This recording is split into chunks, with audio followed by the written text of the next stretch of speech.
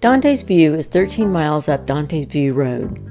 The last portion of the road is very steep with sharp turns as you climb to the summit.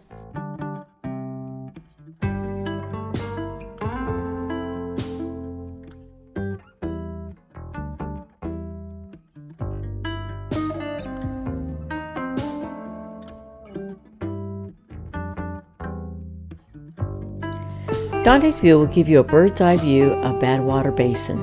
Badwater Basin is the lowest point in North America at 282 feet below sea level. The salt flats cover approximately 200 square miles.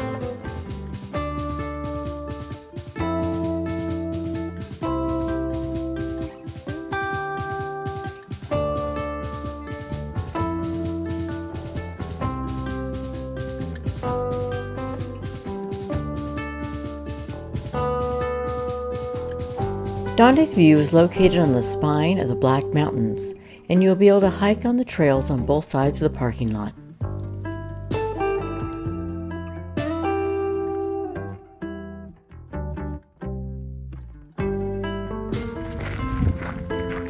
The Amargosa River is a hidden river along most of its 185-mile journey.